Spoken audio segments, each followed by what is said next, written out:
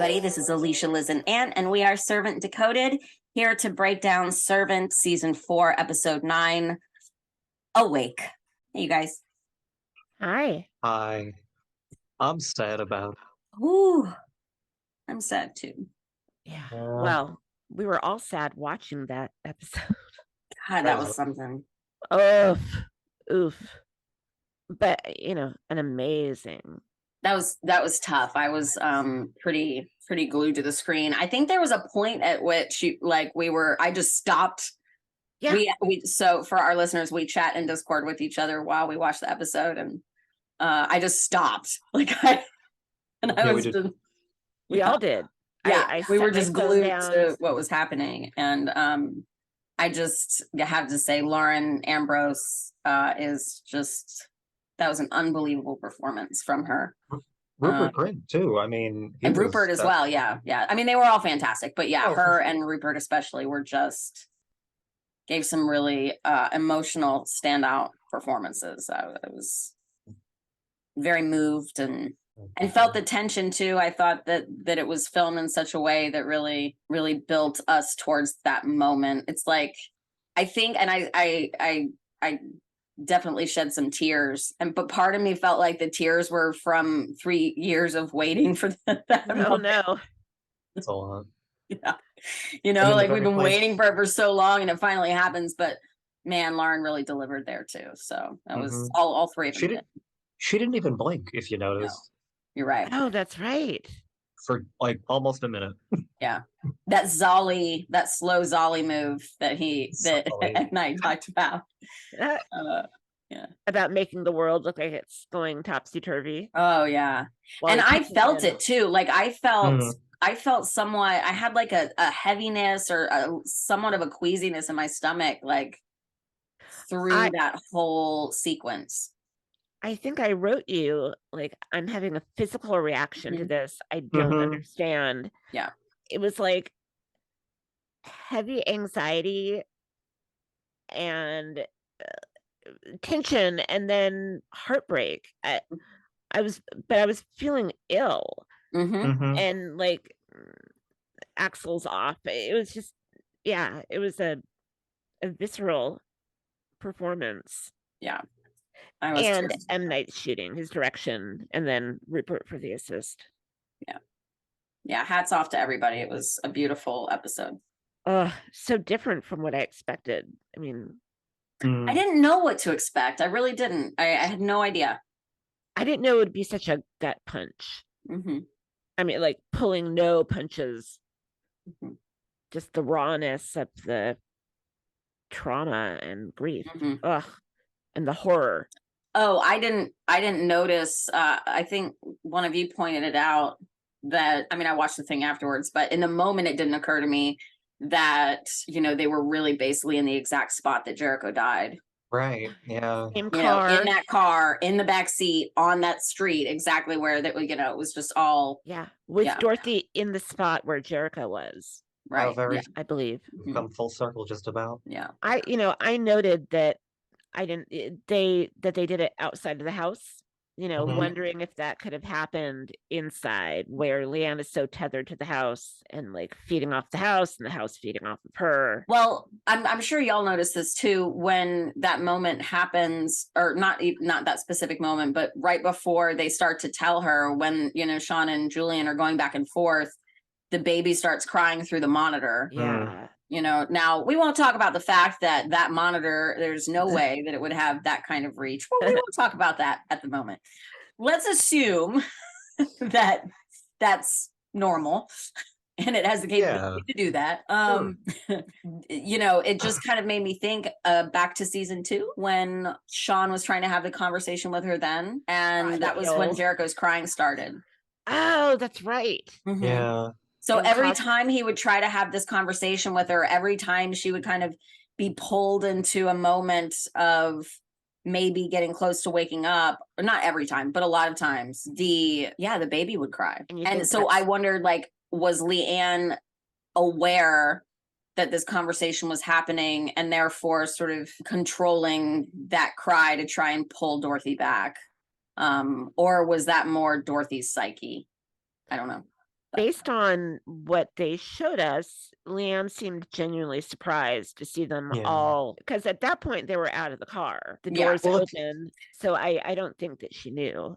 No, because if you remember, she checks the door and it's locked, and then I was wondering about that. Did she check It it and lock it, opens- or did she go to check it and decide not to go in? no, I thought she like tried the knob like you would to see if whatever, and then she like let it, but then you go back and then you just go in. Like, why would you have the trust to just let Yeah, it be? that part confused me. About her going into Dorothy's room, or Right. Yeah, like after she gives Jericho the bath and whatnot, she like goes to Dorothy's room, and Dorothy left the walker so that Leanne would think she was still in there.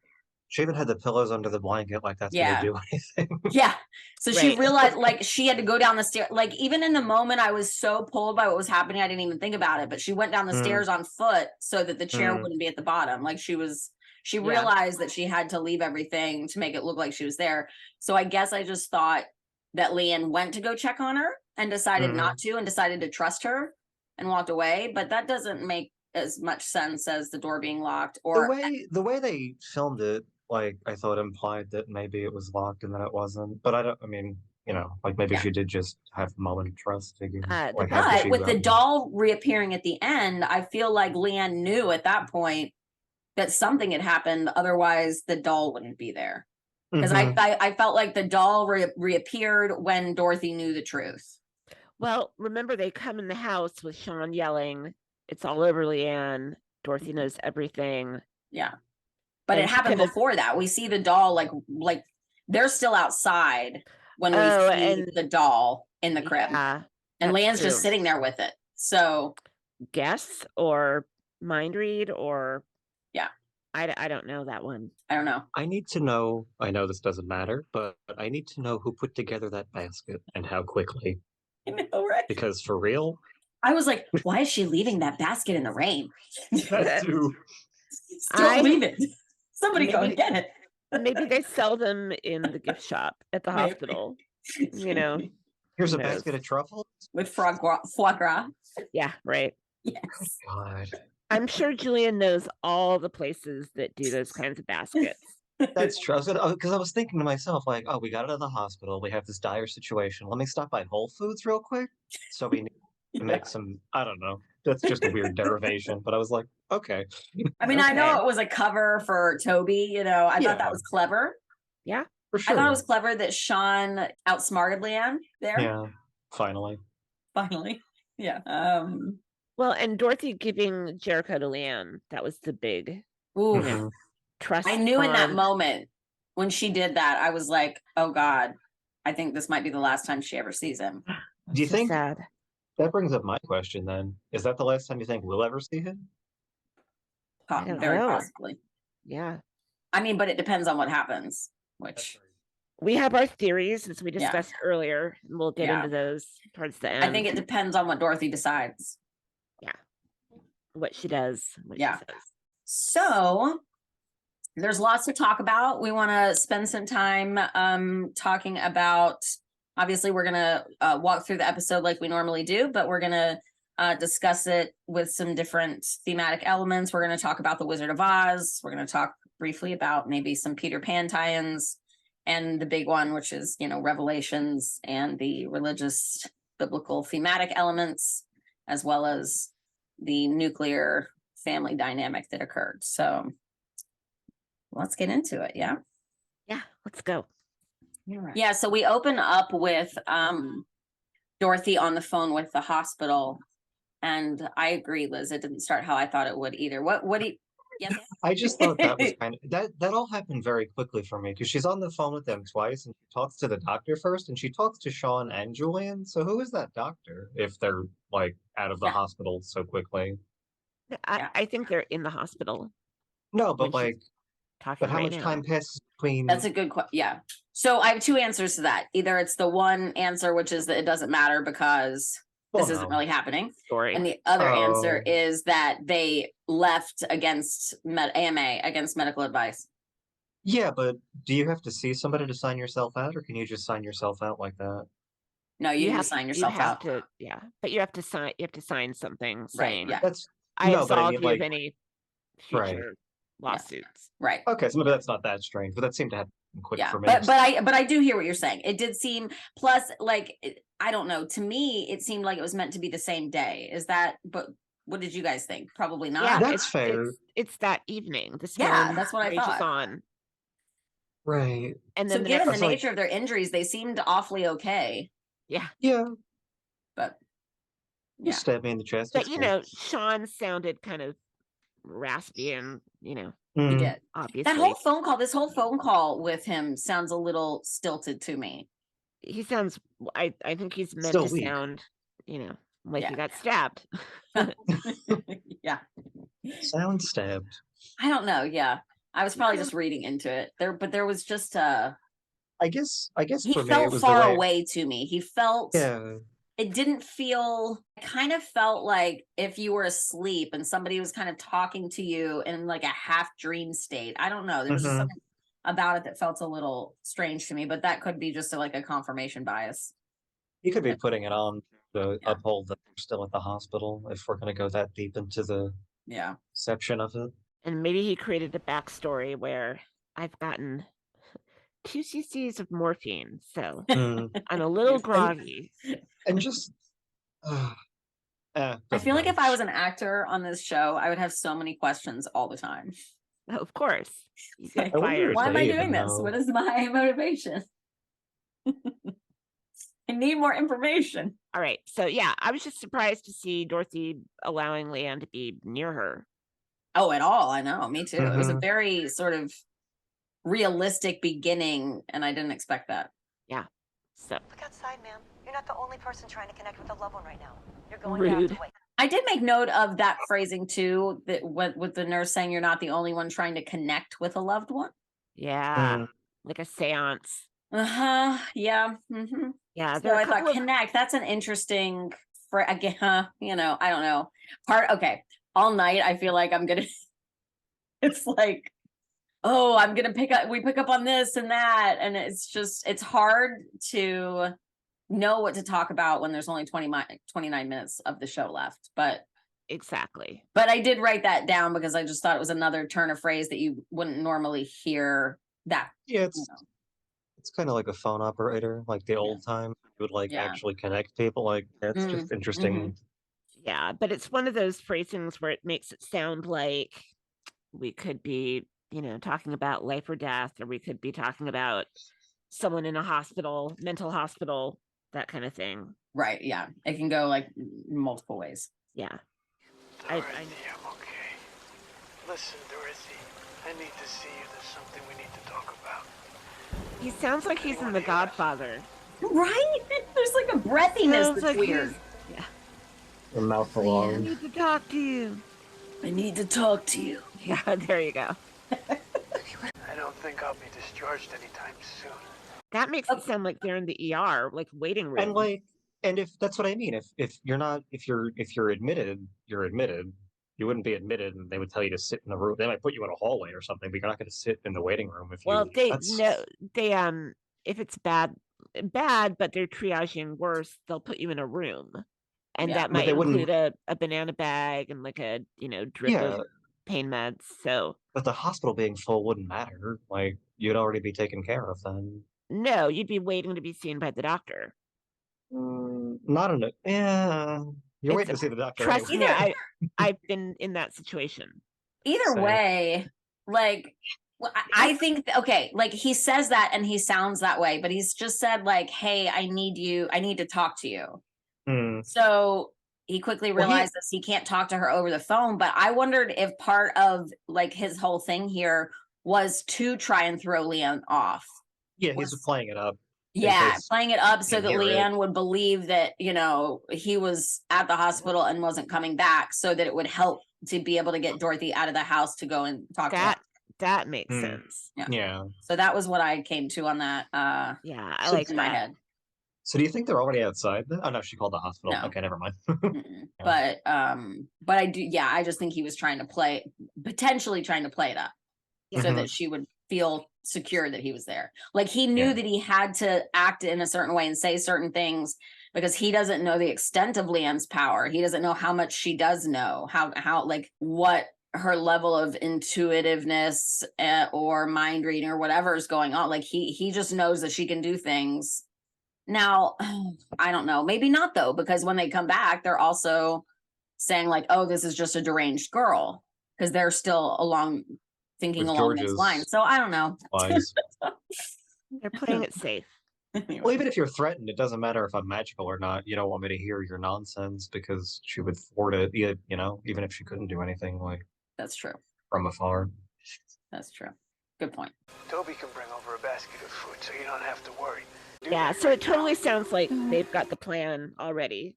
Yeah. You know, Yeah. days, maybe a week. We're gonna send Toby over with the basket. Hmm. Oh, my smart boys. Yeah, it definitely sounds like a plan. I was gonna note Leanne wanting to stay in the room overnight. If part of that was wanting to be with her the way Jericho was, you know, like we'll all sleep together. But basically, I think she's trying to make sure she doesn't run. Yeah. Yeah. More like a jailer. Also, yeah. in talking like we've been discussing what we think might happen, and I'm leaning more and more towards the fact that Dorothy is going to want to be with Jericho, whatever that means. For And sure. one of the things that made me think that is in a moment, Dorothy says that they'll be together, like that they'll be okay as long Yeah. as they're together. I love you Mm. more than I've ever loved anything. That speech. No, actually, she Right. does it while they're sitting here with the storm. Oh, She tells them not to be scared, and then she says, as long as we're together, it'll be okay. yeah. Mhm. Okay. And also kind of another callback to season 2 when she's like, you know, we have to be together. We're the same soul. Yeah. Mm. And do you think that it looked like all the like everything? To me, it looked like the water was sort of all rushing into the sinkhole. I don't have a good picture here, but yeah, no, that's what I thought when I watched it the initial Yeah. time. But not like filling. Right. Just like It's kind of like seeping into the ground, I guess. yeah. So I'm assuming that's purposeful and is part of the apocalyptic part of this. That would be far more damaging, bro. I don't know how that works specifically off the top of my head, but I imagine if you're filling it with water and it's being absorbed, it's probably making it more unstable. Yeah. This is like the Woman in the Dragon painting that I'm going to talk about later. Why do you think, I guess we can get to it later when it happens, but like, why did she move the furniture? I don't know. I was wondering that too. Maybe a power thing. That's your play? It was weird. I can do extraordinary things. Move my couch? Like, okay. I know. I agree. It Or did was that seem just a like, little petty. or was that like a callback to what was that, season 3 or 2 with the couch in the hallway What under the happened? stairs? I'm drawing a blank. What happened? She moved the couch then too. I don't remember what the point of it was, to be honest with you, but like they moved it was in the middle of the stairway. Oh, like, well, looking yeah. down. Yeah. What? Well, the couch was moved, and then the point of that was because it cleared the way for when Dorothy fell, she hit the ground instead of the couch. Oh, right. Okay. No, but like, so Yeah. is that just a little nod to that, know. maybe? Or Perhaps, maybe maybe. maybe because it's cozy. It just It was seemed like weird. It didn't make sense. But yeah, maybe like it's around a reference to that, or it could just be one of those Leanne trying to, choices. yeah, Yeah. like I'm gonna have equal say here going forward. Let's all sit around the chandelier. Yeah, I know, right? What is the deal with Yeah. the chandelier like still being down there like that? I guess they haven't had anybody in to fix it. Yeah, It's not something you can just do, I don't think. she said she was too excited to sleep. Uh-huh. Sicko. Excited about what? The end of the Sean and world? Sean and Julian being gone and finally being able to just be with Dorothy, I guess. Maybe. Oof. That was just weird. I did not. That was something I didn't really get that one. She's occasionally. I mean, I guess she's consistently unhinged, but like it shows itself in bits and pieces where she's a little more disconnected. Mm-hmm. Like it's all for me, is it? Okay. Like she seemed like she was gonna fall off the handle then, but then she like pulls it back and composes herself. So I don't know if it's like Yeah. it's interesting. Mm-hmm. I do think that's an interesting argument. Is if she thinks it's for her, but we think it's because of her. That's kind of the same thing, depending on how you use that language, though. Mm-hmm. Because if I do something for myself, it's because of myself because I did it. But like, you could play with that all day semantically. Yeah. Yeah. I pictured that Twilight Zone episode that we've referenced about the little boy with the powers. Oh, Anthony. He's behaving like a little girl would. who is suddenly in control of the house. Like, I kicked out daddy, so it's just, or I kicked out my little brother, so it's just mommy and me, and she's to do whatever I say, and we're gonna have a sleepover This and is so watch fun. movies all day and Oh, make a okay. fort out of the couches, and you know, Oh, that's that kind of interesting. energy. Let's watch Like a movies on a playful rainy sort of- day, and like their Yeah. first day together as a family. And she said something scary, like Yeah, with a little grin, like, "Oh, should we be bad?" So yeah, that's true. That's how I took That's it. a good point. Okay, I I like just thought that, that was yeah. kind of a weird, like, why make all the effort? Yeah. That makes a lot of sense. First day alone with my mom, Yeah, my mom. with dumb Sean and Oh. Jericho out of the way. So, Liz, what were your thoughts on the sinkhole and all the water going into And it? painting the woman and the dragon that I've referenced a million times and will reference again later. But the woman gives birth to a baby. The dragon is trying to get it. Heaven's helping the woman. Heaven sends her down to the earth. The dragon falls to earth. The dragon spits out all this water.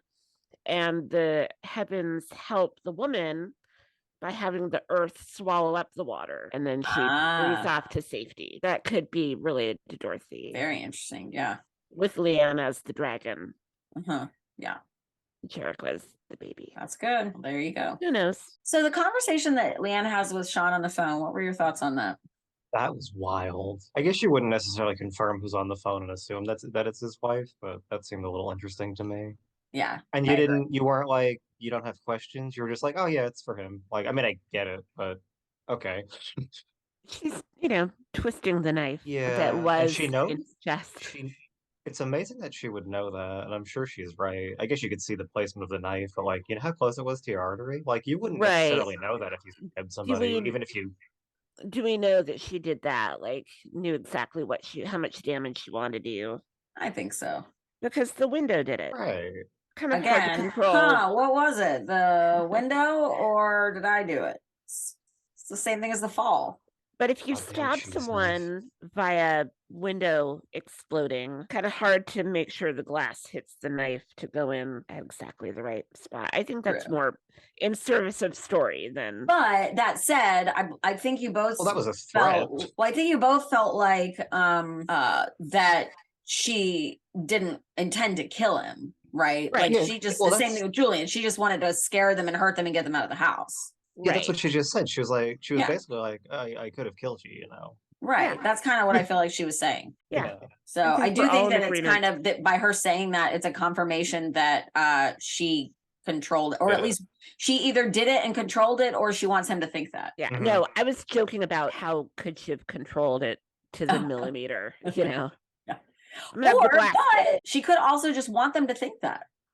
I don't again, think that's true, but I think that that's like that's the debate that they want us to have. But at this point, I mean, I think that the end of this is what I would say, so that I don't have to go back and we don't have to go back and forth with that. I think we're in agreement that at the end of Myth, the stuff that was presented at the beginning was the truth. Is that accurate? and Mhm. yeah, Yeah. and the stuff that Dorothy got from her Right. background research. Right. And then Uncle George's reveal of the big lie. So she's a fallen angel. She has special powers. Yes. She may or may not be serving or working with Lucifer, somebody. Yeah. but there's some dark entity Yeah, in the energy, house for sure. yeah, Yeah. that she's tethered to. I would not have slept a wink. No. Not a single wink. Not tonight. Look how cute that little Oh my baby goodness, is. he's adorable. And when he's on the stair Yes. going, giggling with his feet out. And I love those mini pajamas. They're so Yeah. He's so cute. And look at it, it's literally just buckets of rain. Oh my god. Here he goes. Wee. 1 toe, 2 toe, and he stole the show.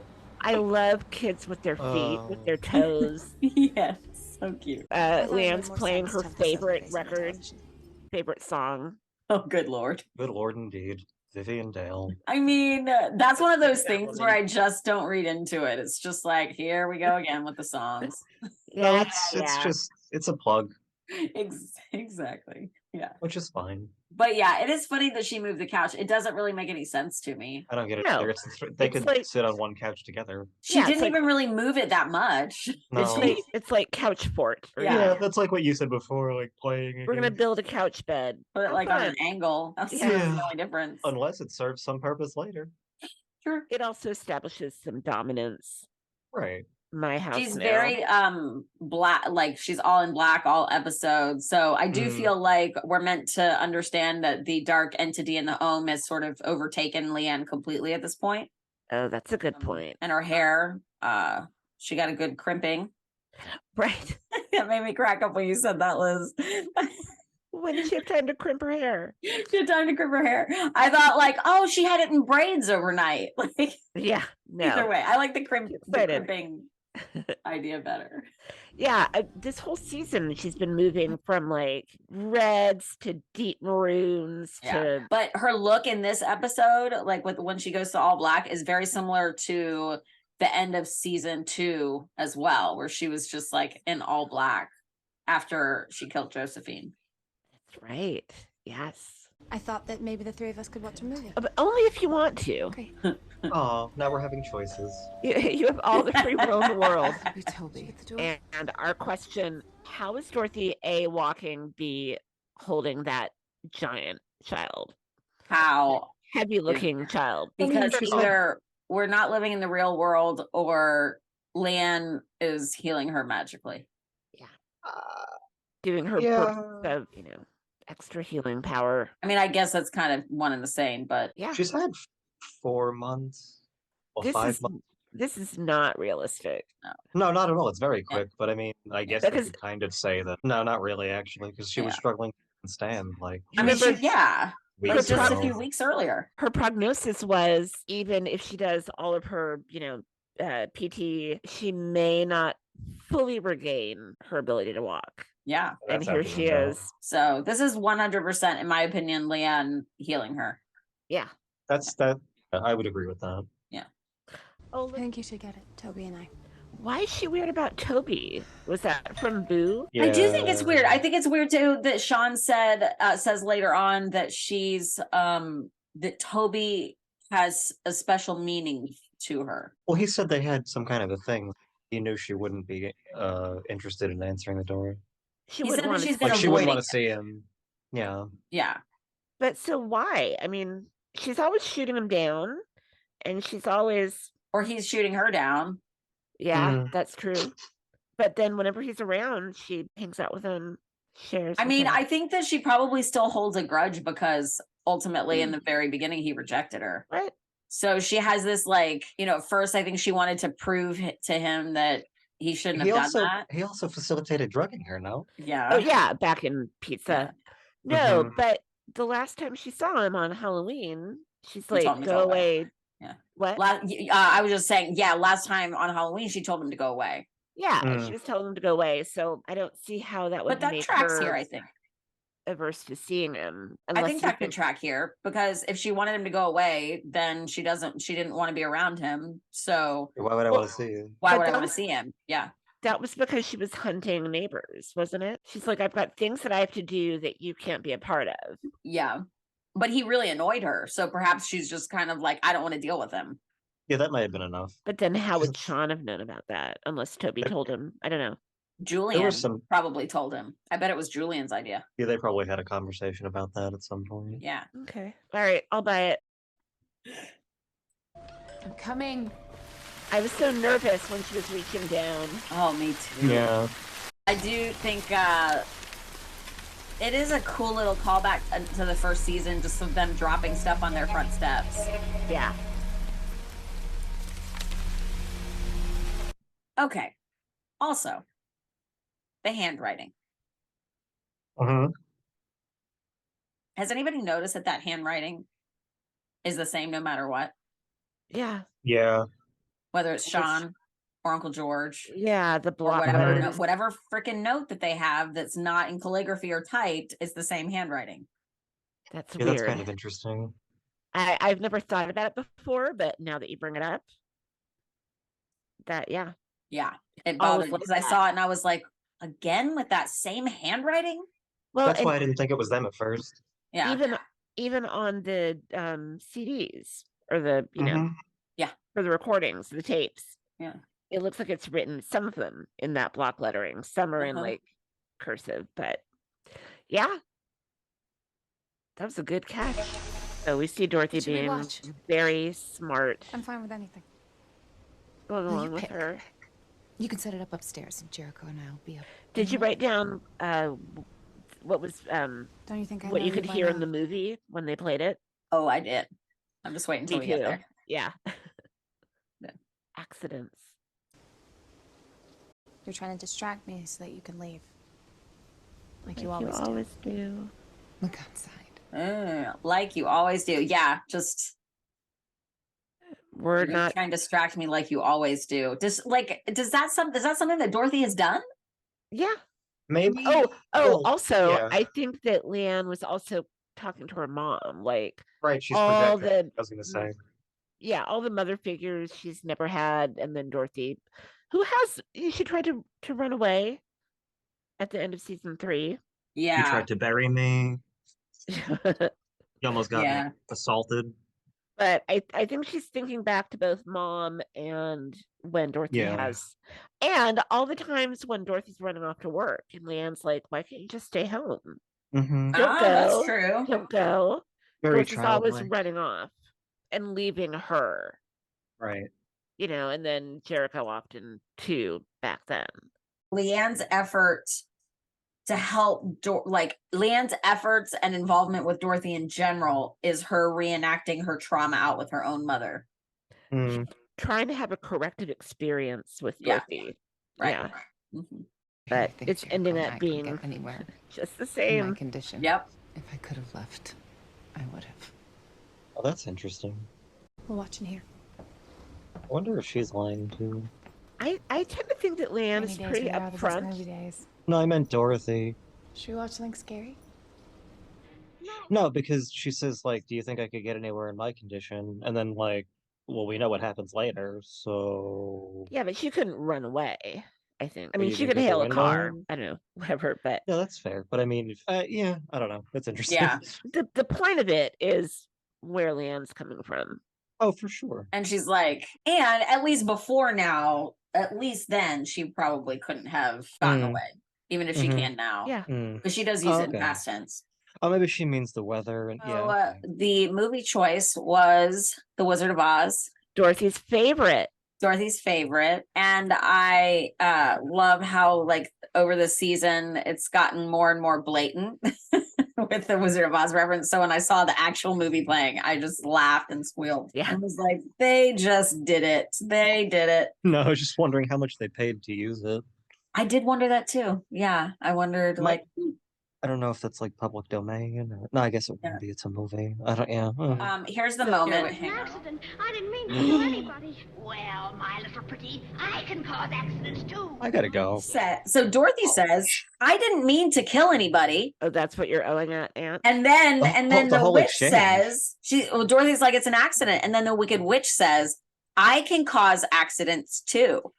That's why I wrote it down. Bingo. Yeah. Right. Oh That's- God. Straight out of the Leanne apology book. So at that point I went and was like, Wicked Witch of the West equals Leanne.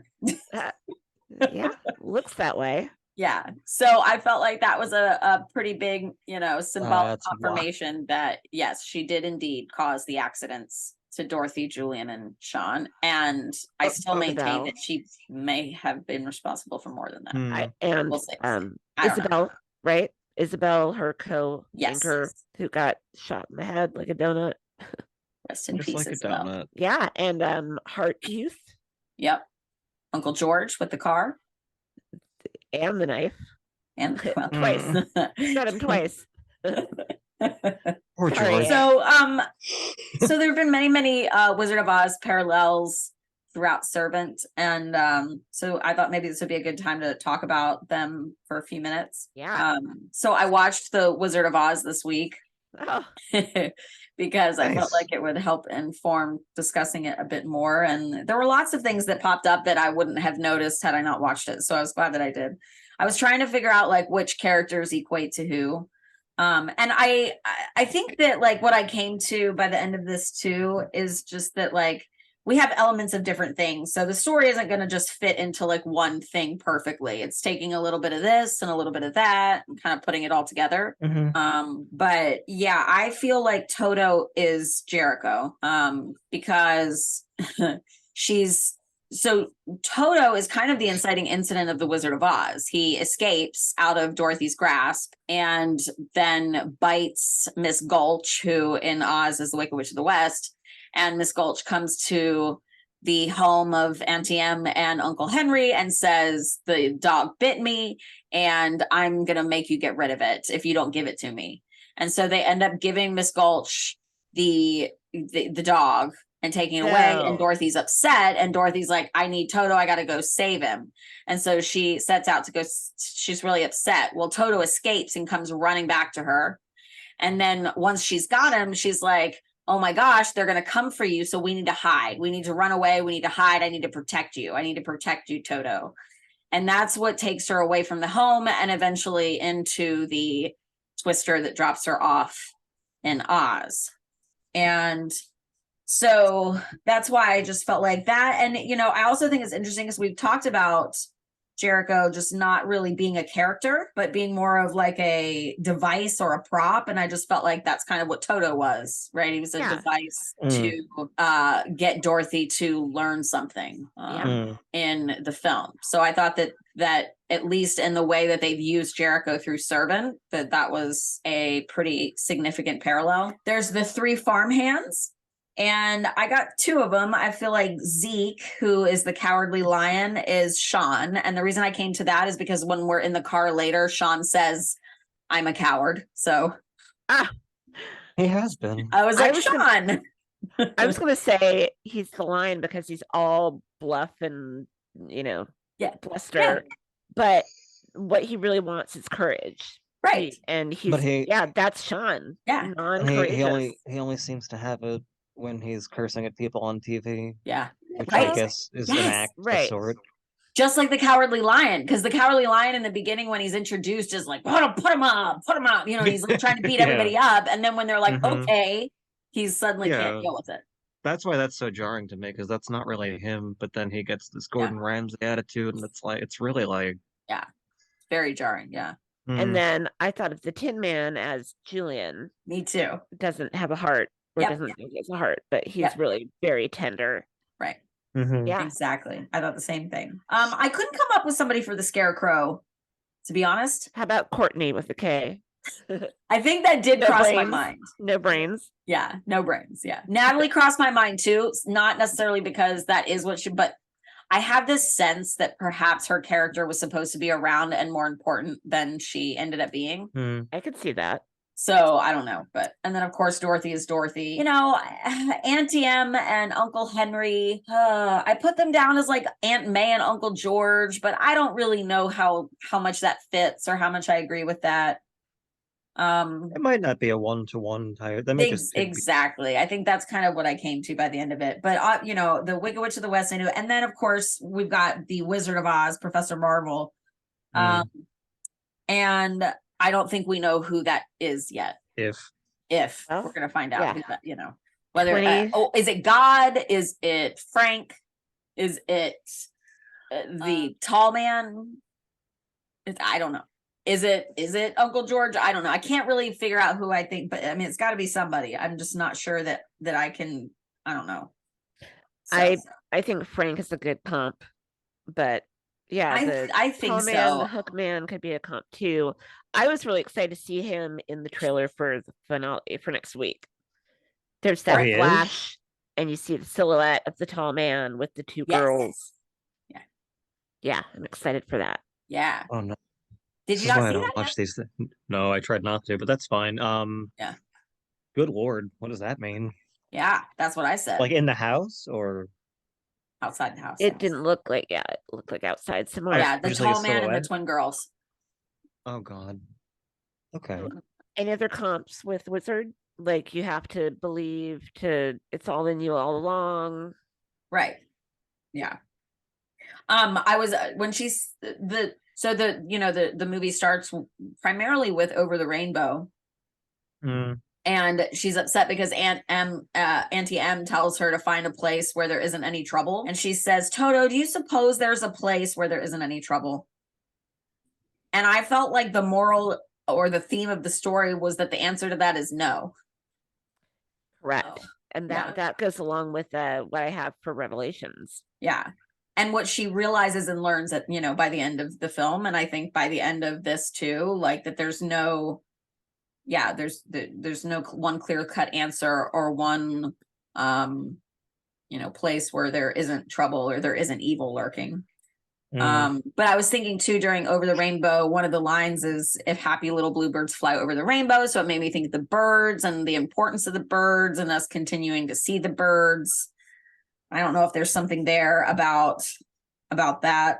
And it did make me think about like Dorothy trying to escape with Jericho at the end of season 3 in the way, just like Dorothy tried to escape with Toto in The Wizard of Oz. So, and then Dorothy's was she with Toto? I'm not sure. But anyways, she visits Mr. Marvel, who ends up being the Wizard of Oz, but she visits Mr. Marvel. And he says to her, you better close my eyes, my child, to be better in tune with the infinite. Yeah, that's such an odd line. Yeah. That's so extreme. Right. But it made me think about just like all of the talk of waking up and being asleep and all of the closed eyes. Like Dorothy's always got her eyes closed and while she's sleeping. But it also made me think of seance and trying to get in touch with the universe beyond the realms. So I thought that was another interesting parallel. And okay, well, we'll probably get there in a little bit, but when the Wicked Witch of the West comes and goes with red smoke and fire, which, again, like I think the color red has come up a lot in Shyamalan stuff, and we've seen it here too. Yeah, the fire situation, earlier on, and it looks like we might get some fire in the finale. Yeah. But she also creates a poppy field and puts them to sleep and basically creates this illusion of them in this field of poppies, and then they go to sleep. That also made me think of like all the floral that we see Dorothy wear. Yeah. And the floral right now. Yep, right now. The floral wallpaper behind the bed where they sleep. The bedspreads. And then when I was doing the rewatch, the jacket, her rain jacket that she puts on, I want you guys to look and tell me what you think, because to me, it looks like poppies on the rain jacket. It's red? Do you have a still? Yeah, it's a green jacket and then has red flowers on it. Oh, you're right. Okay. Yeah, right? Okay. And I was like, holy crap, are those poppies Yeah. on that jacket? Does that make me excited? Liz, will you tell us a little bit about Oz and the green glasses?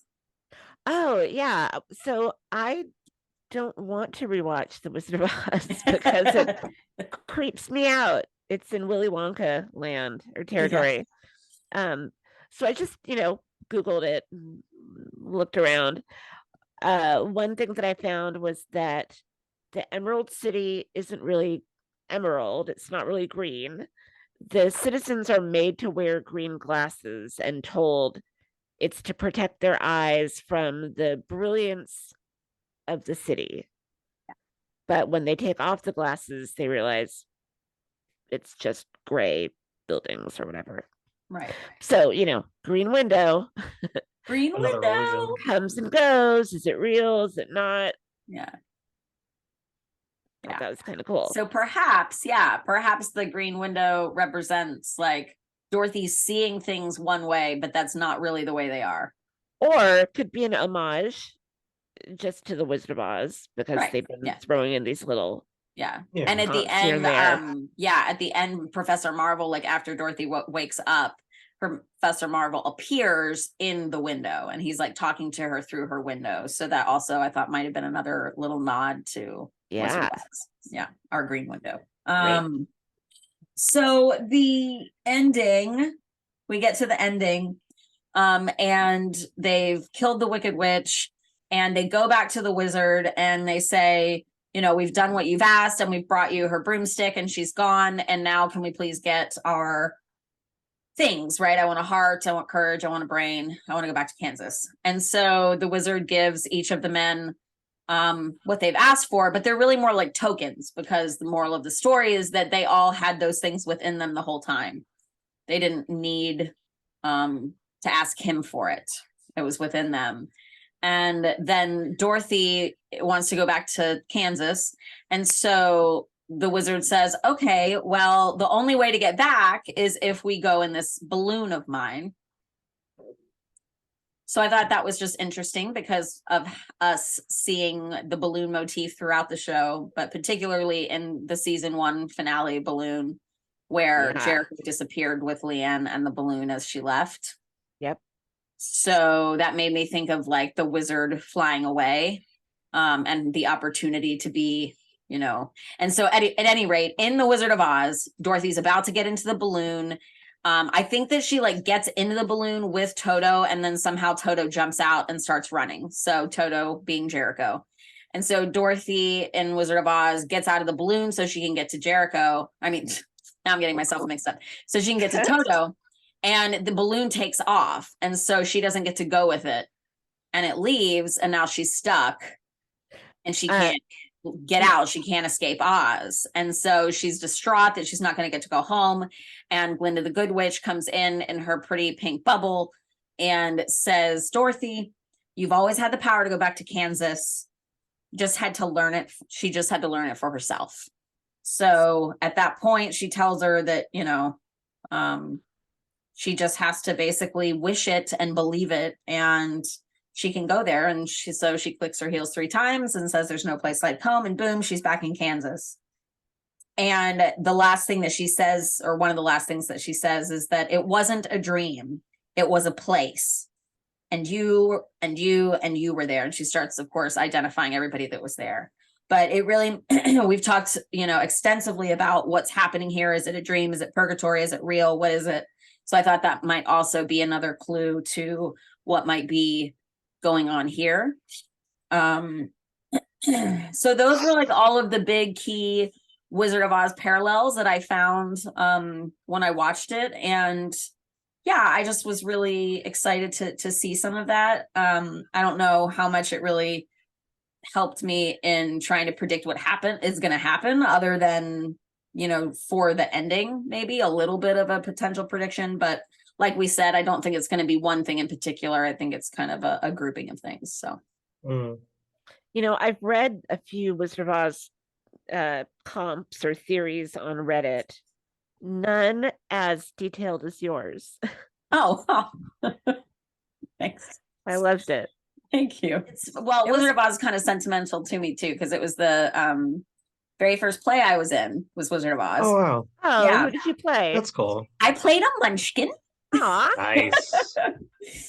And also growing up, there was a theater that I performed at quite a bit. And one of the actors, his name's Paul Hope. He was a wonderful actor, and he would, when we would do shows where it was a bunch of kids, during the intermissions or during time where we had downtime, he would read the Wizard of Oz series to us. Oh, cool. Oh, Yeah. And so lovely. for years, like we would read during that, but then once it was over, like we still wanted to read the series. And so like once a month or once every other month, me and a couple of the other kids that still wanted to do it, we'd go over with our parents to his apartment, and he'd make us, you know, spaghetti and meatball sauce for dinner, and us and the parents would sit there and he would read we continued reading through the whole series. So Isn't that like 13 books? it is That's a really lot cool. of books. Yeah. I think we went through the whole series. Wow. So it's always had a special place in my heart, but it was fun to Yeah. revisit the movie because I hadn't watched the movie in a long time. That's pretty cool. That's so sweet. You got to do that. Yeah. But anyways, so I loved all the comps there, and I definitely kind of have it in my mind as we move forward for sure. Yeah. So coming up now, we've got the scene with Dorothy essentially maybe saying goodbye to Jericho. Yeah. Ish, you know. Heavy. Yeah. Even though she doesn't know that, I don't know, the way that the conversation goes kind of makes me feel like there's a part of her that does know that. At the least, she's taking. It might be that too, that she's not sure the. Leanne quickly ran to the bathroom and crimped her hair. Right. I saw you put that too. Just in case. Back for your promise. Just be strong. I love you more than So did she just know that? Did she just know know what? what? That they were in the car? I think that was part of what It was in the note. told over the phone. I guess who else would it be? Okay. No, in the note it says something like, find a way out behind the construction. We need to talk, Right. something like that. It's not specific. And but I then guess she you could- looked and she saw the car. So Dorothy, Yeah. like, I didn't notice it until this time that Dorothy peeks out and she sees the car. So she knows okay. they're there. Oh, okay. But she goes around the back. Yeah. I think. I think she does go around the back. Yeah. Say bye, Mama. Dorothy says, sucker. Oh. This shot where Leanne walks down the hall with him Yeah. really is heavy, but it also is just, it's like all black, right? It's all silhouetted in black. Yeah. And so it also made me think of the dark entity Ooh. carrying Jericho away. Ooh. Now, why does she look up? Okay, so I wondered that too. And she looks up because she's listening to the water. So she's waiting for Leanne. She wants Leanne to be running the water so she won't hear her. Okay, got And it. so that she'll know that she's distracted taking care of and bathing Jericho. I forgot all about Yeah, her taking him upstairs to, right. yeah. Now, that said, this is not the first time we've seen her looking up and listening to pipe and water noises. So if we're entertaining the idea of some kind of loop, I thought that it also kind of plays into that. Even if everything leading up to this point was sort of like, I feel like I've been here before, or I don't know, just like a sense of impending crescendo where we're seeing like all of these callbacks this season, but maybe that's because all of those things were sort of preparing us for preparing them for this, preparing her for this. I don't know. But yeah, she's listening to make sure that Leanne's That starts. Yeah. Okay. I love M. Night directing this. There's so much tension. Oh yeah. I Also agree. glad like he a did. thriller or a horror movie. And there's a Bible on her bedstand. Oh, I missed that. It's interesting. So she shuts the door. She goes to take the walker and then It's realizes hella loud. yeah, that she's not gonna be able to. There are much smoother walkers out there. It kind of goes along with the old tech. Uh-huh. Yeah. Janky wheelchair, janky walker. Oh yeah. Oh, this was so scary. So scary. So tense. I think the fact that they saved us seeing her trying to like really walk up for this episode was smart. Oh, yeah. Because then we Not because bad we don't know either. if she can do it or not. So the whole time we're going, is she gonna do it? And then now as she gets to the stairs, we're mirroring, of course. But that episode where she's pregnant Right.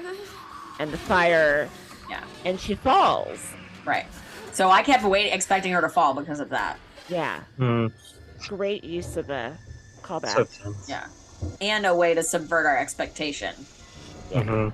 Because we're already programmed to expect her to trip and fall. Yeah. And she doesn't. Really brilliant. I mean, really brilliant. So well Yeah. done. Ugh. Okay. So this is the Poppy. jacket right here. Poppy's on her raincoat. Check it. Darn. Or, yeah. Is it red poppies? It looks Hard like to tell. it. Jericho's crying because she's walking farther away from him. He's trying to pull her back. So perhaps, I know I mentioned like, is it Leanne controlling the baby crying? But perhaps it's the dark entity controlling that. Perhaps it's a dark entity that's trying to keep her in the house. Well, and you pull know her how back I in. feel about that. I'm all dark entity, Yeah. separate entity. Yeah. But now thinking more dark entity working with Leanne or helping Right. her. Yeah. Yeah. And like her feeding off the energy of the house and the house feeding off of her. Like the dark entity is partly responsible for Jericho's death too. The door shutting, absolutely. Yeah. Dorothy reaches the car. I find it slightly strange that Sean and Julian didn't like notice her. Help her Like that in. she had to bang on the door. Just having a nap. Funny. Like, I don't know. Usually you can kind of tell when somebody's at your car. So it kind of For makes me sure. So the camera, the numbers, time, date, whatever, the stamps. I just looked up, I punched one of the numbers in, with Bible, and John 9:41 came up. If you were blind, you would have no sin. Now that you can see, you still have sin. But the point of it makes me think of Dorothy, like, because she's been blind Yeah, And Yeah. when she wakes up, she has to deal with what happened. that's great. Yeah. I found it interesting that she looked at Julian and said, I miss you, Right. Not Sean. but not Sean. I love their relationship. I do think too. Yeah. they rely on each other so openly. Yeah, Yeah. I do too. But I was like, huh. Yeah. Well, she hugged Sean. She Gave did. Sean Yes, a big hug, and then that's true.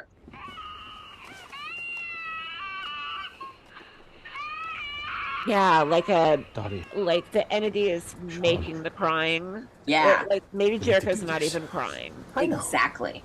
Okay. What? Yeah, I like that a lot. Also, Leanne's made it very clear that Jericho does not cry with her. Right. So, and we really he's haven't been- seen him cry with Leanne. That's So true. I think that adds some extra, weight to the fact that it's probably not Jericho really crying, And we also know she can shush babies. right? And other people too. And other people Mhm. do. Yeah. Oh, the suggestion to take her to Julian, Frank's, we're just gonna like what have the to have F? this conversation here. Come on now. Um, So the moment where we cut to Leanne at the window, I don't know if you guys noticed, but that's like the first shot that we see of Leanne with Jericho at all in the In the very show? first episode is that Oh, almost the same shot. nice. So it also made me think about it being foreshadowing to the doll returning, because the first time that we see Leanne in that window in that like positioning and in that way is when the doll was in there. Ah, okay, good. You're the queen of flashbacks or callbacks. Yeah, right. I wasn't ready then, but I'm ready now, Dorothy. I think I can help you. What do you remember? Nothing. I just wanted Sean to tell her the whole time. It was like he wouldn't say I it. took a guest spot Yeah. on Gourmet Gauntlet in Los Angeles. I get that. That's the reason they asked me Took to host Julian. this season. Yeah. I She love how never she does her moves job. through emotions, And I think I from knew Yeah. that even then. curious to frightened to angry. I was just so tired. Mhm. What I is didn't it? expect that, Julian No. sobbing like No. that. That really got me. A couple of days in, he told me you were struggling. Yeah, it's so Why would I real. say that? And the camera angles, while like where we're kind of peeking around Yeah. her shoulder. I Yeah. knew you needed me. Hey Juju, it's Dottie. Why do you think he saved it? Call if it wasn't important, but yeah, that's wild to me. To punish himself? That's yeah, yeah. I don't can know. picture him getting drunk and listening to it over and over again, thinking, I hate That's- myself, I hate myself. I mean, I have That's pretty dark, voicemails yeah. on my phone that, I mean, most of them are not, like the few that I have are nice ones Mm. that I haven't deleted, but I could see myself like listening to that and either listening to it over and over again, and he uses it as sort of like a self-flagellation, Exactly. or Mm. listening to it once and not ever wanting to have anything to do with it again, but maybe So you feeling just too don't touch guilty to it. delete it, or Right. I don't know. That didn't bother me so much. I don't know. I guess there was a part of me that understood it for one reason or another. But Mm. obviously they used it as a device to get her, like they had to find, like, how are we going to get her to believe them? Some proof. Right. Yeah. Objective proof. Right. I was just wondering, but Mhm. the more I think about the self-flagellating idea, the more it makes sense to me. Julian's personality. Mm. As a longtime Lauren Ambrose fan, I really started to get some Claire 6 Feet Under vibes. Mm-hmm. For in sure. In a few of these moments in the car before she goes crazy. I don't know. I just, Yeah. God, what a show. there was just such a youthfulness that felt familiar about this scene, and the not knowing. As actors, you talk about like you have to come at a scene from a place of not knowing, because as the actor you know what's coming next, but as the character you don't. So she just did such a great job in the scene of coming from a place of not knowing, and us seeing in real time like her entire world crumble. It was really heartbreaking, but she did a beautiful job with that part too. And also not wanting to play the end at the beginning, because you don't know the end, right? Your character doesn't know the end. Ah, okay. So you don't want to play like the end of something because you're not there. It's just an You accident. just see It's a freak her entire accident. world falling apart here. Remember how hot it was that summer? So now we flash back to the night of. We see that it's 2 a.m., which is when Dorothy discovered that he was not in his crib. Well, on Reddit, some smart person, eagle-eyed person spotted that clock in another scene with 2 birds on it, and now there's only 1. The 2 birds and versus 1 could represent like Dorothy and Jericho, and then just one of them, because that's when he's gone. Oh yeah, Like perhaps the 2 was there when he was alive, but then once he was gone, it was just 1. Little birdie flew the coop. Bluebirds can fly over the rainbow. Why can't I? There you go. Dorothy's like, I can do it. She plays not catatonic, but Fugue or shock, very Very well. This whole thing, like the way she's just so eerily slow and still, and not like panicked, and just almost robotic. The moment she looked in that crib, she knew, and her mind snapped. I think when she opens the car, she's hoping not to see what she sees, obviously. In traumatic events like this, your brain will show you something else, or tell you that what you're seeing is not what you're seeing. Okay. Like one time my cat caught a bird and brought it in to kill in front of me, and then left like a present. Like, Mom, there you go. Happy birthday. But when she walked in with this giant ass bird in her mouth and started to break its neck by shaking it, my brain said, oh, she's got a bunch of leaves in her mouth. Oh, yeah. I mean, that was what I was seeing. Yeah. And then after she'd sauntered off, my brain went, oh, it's actually a bird. Yeah. Now. Yeah. Deal with it. Yeah. But because your brain is protecting you. Like Natalie said, repeatedly, the mind protects us. Our brains will do so many things to protect us. Yeah. It's one of my favorite subjects of psychiatry, psychology. So we're about to have our moment with Officer Reyes, who I was happy to see again. And I just made a quick mention and notice of the angel numbers, 222. Yeah. So 222 is an angel number. Angel numbers are like 1111, 222, 333, or 2222. So repeating numbers. And they mean different things. But what does 222 mean? That is a good question. So 2 is cyclic. It's about phases. Okay.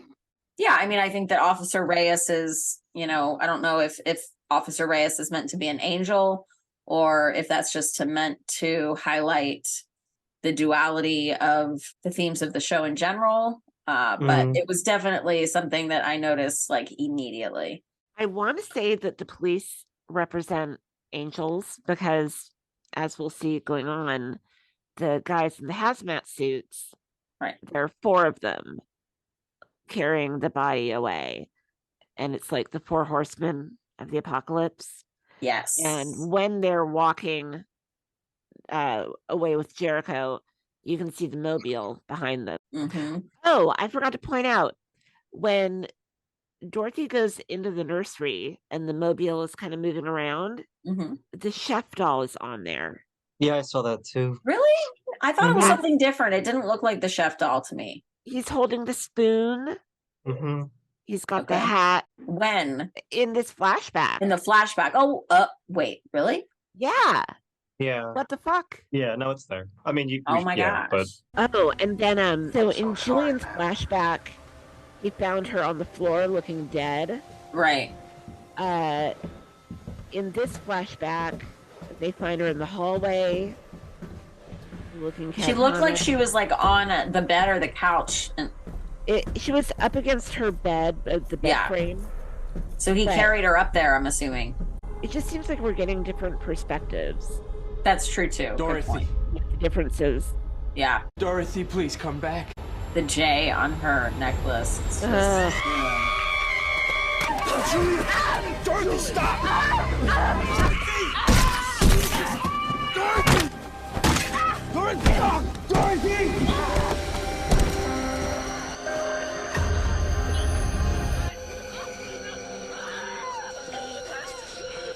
So you hear M. Night talking about the scene or the making of the Yes. scene and how she was like an animal, a wild animal trapped in her feelings, Yeah. in the pain, and just like a cornered animal had to get out. Yeah. He said that once she can't be in the car anymore, that they are out there and they're holding her, and he felt like they become one entity. Yep.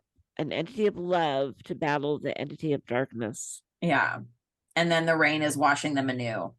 Yeah. I was listening to a YouTube channel that I'm pretty fond of, and they do ghost hunting. It's the Overnight channel. So shout out to them. cool.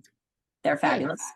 And they were talking about, they're doing a ghost hunt or whatever. And they were talking about egregores. Did I say that right, Aunt? Egregore, I'm not entirely, I've heard a few different. No, I've never heard of this. What is it? Yeah, I hadn't either. And they started talking about what it is. And I was like in the grocery store listening to this. And I'm like, la, la, la. And then they started saying stuff. And I just stopped. And I was like, wait, listen to what they're saying. So an egregore is an occult concept representing a non-physical entity that arises from the collective thoughts of a distinct group of people. Historically, the concept referred to angelic beings or watchers and the specific rituals and practices associated with them. In more recent times, the concept has referred to a psychic manifestation or a thought form, which occurs when any group shares a common motivation, being made up of and influencing the thoughts of the group.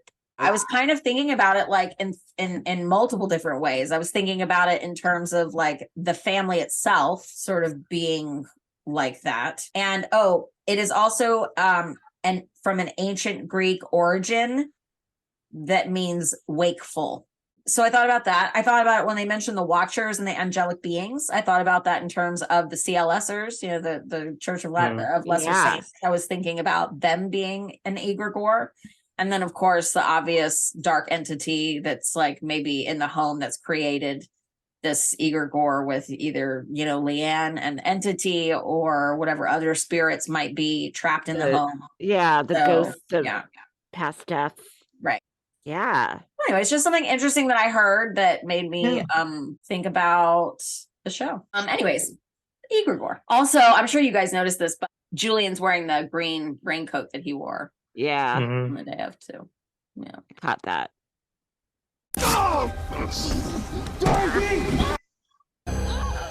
Yeah, I guess when we cut away from them outside and the doll is back in the crib and Leanne moves to the window to look, I feel like that's when that sort of all cues her in her mind that she knows that something's going on. But she clearly didn't know. So wait a minute. Okay, hang on. Wait a minute. What? I'm going to contradict my own self. That's always fun. We've been here before. Because earlier I said she knew because the doll the kid turned back into a doll. But it's not that. She was sitting there with the doll as though it was totally normal. Wait, what? It says that Julian and Sean have trouble believing, then she says, I'm punishing them because the baby Jericho's gone because I'm punishing them for, it's not about believing, it's more about they fucked with her messing with them. So it's a doll.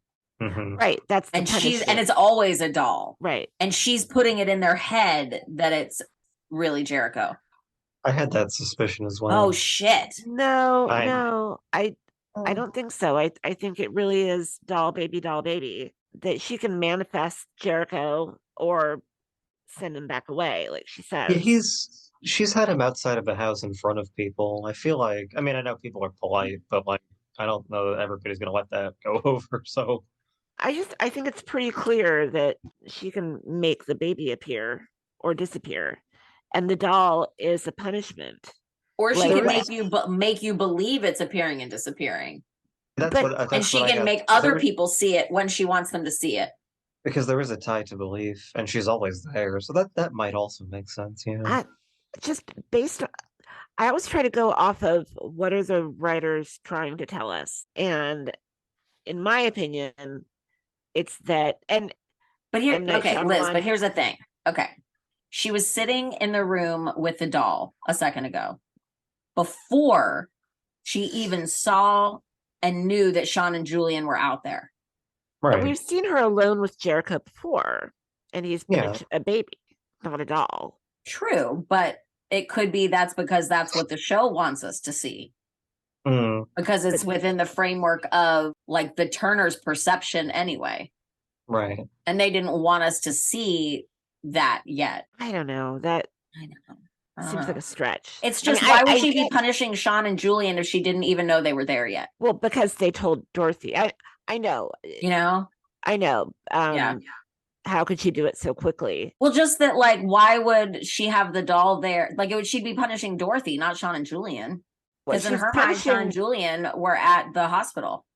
Right. And she says it sounds like she's punishing them for telling her, for waking her up. When does she say it? As they walk back, when they're back in the house. I need to punish them. The doll is here because Sean and Julian, the doll is here because Sean and Julian have a hard time believing in things I needed to, in things, period. I needed to punish them. So I sent Jericho back to the place where I can't be with him. Do you think, though, that she could also just be saying that to try and pit Dorothy against Sean and Julian? To further manipulate Dorothy into, like, feeling like it's Sean and Julian's fault that she doesn't have Jericho right there. Oh, yeah, absolutely. I think that's correct. Yeah. The only glitch is that Leanne had the doll before they walked into the house. Right. Maybe just that they came back when she said, I'm not going to let you come back. Or I'm not going to let you back in. Yeah. Because she so desperately wants it to be her and Dorothy alone. So she sees Sean and Julian pull up with Dorothy, or in the car with Dorothy coming in the house. So we're talking about either, okay, so now I'm thinking that the two options are either she is able to reanimate the doll into a baby at whim, or she is making it so that in their mind they see a real baby when really it's been the doll the whole time, and whoever she interacts with and whatever she wants them to believe, that's how she controls the situation instead of it being a real baby. Yeah. And I think the whole, with George saying the tunnels is how they got her, she moved it in and out. I think by saying that and then having that be part of the big lie, it's more evidence that it's really a baby when she wants it to be. When she wants it to be. Right. Right. By sending Jericho away to a place where she can't be with him. But not like an actual baby. Like not an alleyway baby. Correct. Right. Yeah. It's Jericho. Yeah. Back from the dead. But she didn't need a body. No. I'm thinking she can put the spirit of Jericho maybe into that doll as a vessel, or can conjure up. I mean, it's magic of some kind, whether she's doing that, or whether she is like tricking your brain, Dorothy's brain, Sean's brain, Julian's brain, into seeing a baby that's not really there and feeling it, Either way, but then, I don't think it's like the alleyway baby. No. Yeah. I think that she really can bring Jericho back. Otherwise, what are the stakes? Right. Yeah. Right. Exactly. Which we talked about last week. Yeah. If this was just you said, Liz, if this was an alley baby, like, why would, we need higher stakes than that. Yeah. Yeah. Right. We told her everything. It's over. Leanne! Dorothy, when I found out that it was your fault that he died. No, Leanne! I was so angry at you. My purpose was to help you fix this mistake. I can do extraordinary things, Dorothy. This doll is here because Sean and Julian have a hard time believing in things. All of these voices, like, it's also, I don't know, like nebulous when they're talking to her, when they're all coming at Dorothy from different directions, and we don't see them. We only, until now, but we only see, blurs in the mirror, which again, back to them using reflections. Yeah, Leanne in the mirror as this, what is she really? Right, exactly. Yeah. And who are all of these people really? Sean says in a second, stay away from her in her ear. Stay away from her. And it just seemed like, what? Eh. Stay away. Like it was just such a, the rest of it makes sense, right? The rest of it's like, come on, Dorothy, stay with me. But the stay away from her almost sounded like another voice, like not another voice, because obviously his voice, but like something bigger than Sean going, don't do this, Like obviously we've got the devil and the angel pulling on either side, but it sort of goes beyond that in my mind to like maybe the angel, is not Sean. There is an angel going, hey, don't do it. But yeah, like don't believe her. Stay away from her. Stay away from her. Like what? That just seemed like an odd thing for Sean to say in this moment. Yeah. So, yeah. Angel on one shoulder, devil on the other. Oh yeah. Both of them with their hand on her shoulder. Yeah. Don't. We'll never have to do this again. It'll just be you and me and him. Stay away from her. See? And it doesn't even sound. It doesn't even sound like Sean. It's like stay away from her. Like it's a totally different sound to it. It's like because Sean sounds like he's pleading. Yeah. But stay away from her almost sounds like a warning. You once told me that you would do anything for Jericho. Well, then here's your chance. All you have to do is say yes. Don't do it. Just say yes, Dorothy. Just say yes. So that episode. What are your feelings, Aunt? I don't know. It's not going to be good, whatever it is. I feel like there's no way she can say yes. Right. All right. So at this point, I do think that like a sacrifice is going to have to be made of some kind. Well, either she sacrifices her either let go, husband and brother. She's not able to let go of Jericho. Right. No. Yeah. I don't think she's going to be able to let Leanne go. is saying, do you want him or do you not want him? Like yes or no. And there's no way that she can just let him go, as we had posited before. Right. Making the ultimate sacrifice to let go of him because he's not meant to be here.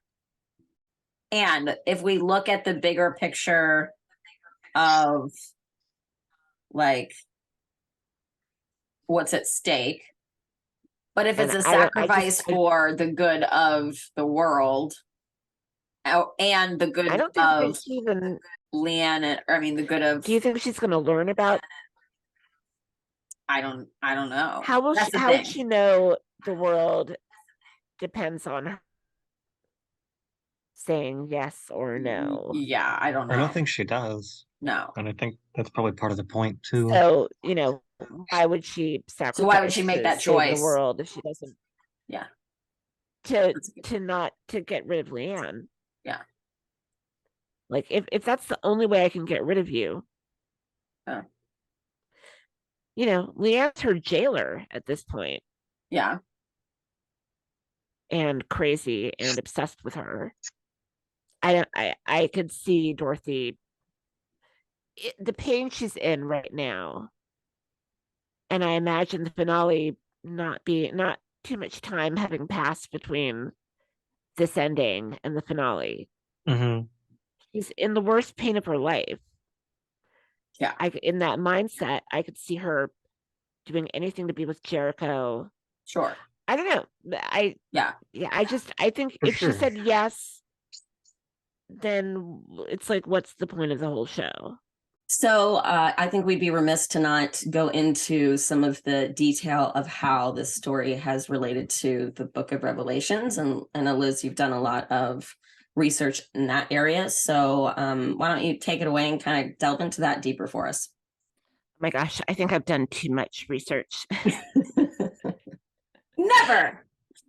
All right. So I think I was trying to make sense of how the story works within the Book of Revelations. However, the Book of Revelations, it's not like a straightforward text. It's told outside of linear time. It's told with symbols and metaphors and analogies. And that kind of fits with Servant, Oh, definitely. The timey-wimey stuff and a bird on the clock here and two birds on the same clock later, and just all the oddities we've observed and taken note of. So do you think that that might also be like a hint that we don't need, nor are we going to get like some direct answers on a lot of those weird things? Possibly. Yeah. It seems like a kind of a shitty way to do it. Yeah, exactly. Because it's not a direct comp to the Book of Revelations. It's just that it pops up so often. Gotcha. Now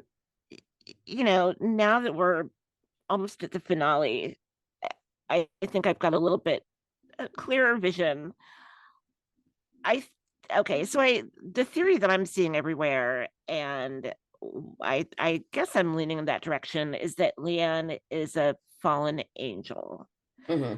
I believe that we're all kind of believing now, I don't know after myth, but that the CLSers, the Church of Lesser Saints, I guess the idea is that they're angels, that are people who have died and been resurrected and are now more godly. Mm-hmm. And maybe have some powers. Who knows? Right. I mean, I want to say yes based on Josephine, but I wonder if it's kind of a hierarchical setup where there's some people that have more power and they're in charge. Mm-hmm. I don't know. Anyway. Yeah. That was a little fuzzy to me too. So yeah. Mm-hmm. We know that Leanne has powers. Right. And we know that she used to belong to the Church of Lesser Saints. Right. And then she strayed off the path. And that's somehow a danger to the cult. Mm-hmm. And we saw that in the video. If someone strays, you reunify them. Otherwise, devil's going to come or bad stuff's going to happen. Anyway, so Leanne, the definition of a fallen angel: one who rebelled against God and his perfect plan and was cast out of heaven, which seems to fit Leanne. Right.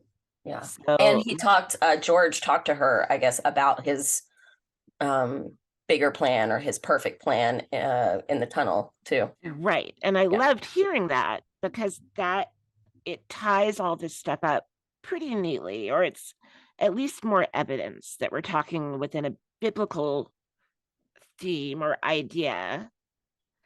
I'm understanding better now, I think, when M. Night would talk in interviews about the show, that it's, he's telling this biblical story, but within the framework of this small family. Exactly. Yeah. Dealing with trauma. So if you look at it that way, the Turners have the death of Jericho and the trauma that goes along with that. Along comes this mysterious nanny who can seemingly fix everything, right? I brought Jericho back for you. You've got your baby back. And then later, you're famous. You can tolerate your addictions. You could have this job if you want it, Dorothy, getting rid of Isabel. And so within the point of the Bible and Revelations, God's perfect plan, no one can understand. No human can understand it, because it's so great and vast that, beyond our scope. However, a big part of it is faith. Faith that God's plan is as it should be.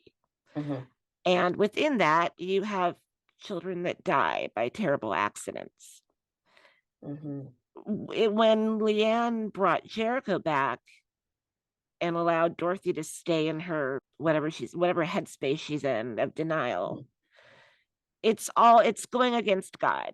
And everything that followed, it's like when you stray, the dominoes start to fall. The concept of Satan. So Satan was a angel who rebelled against God and brought some followers along with him when he was cast out of heaven. Does it say, is there any reasoning as to why he rebelled? Just tired of serving God. Okay. Filled with envy and rage. is what the Bible says. Mm. So he incites rebellion against God Wow. and brings a bunch of angels with him to join the rebellion. That's a pretty direct comp to Leanne and her followers. Right. Yeah.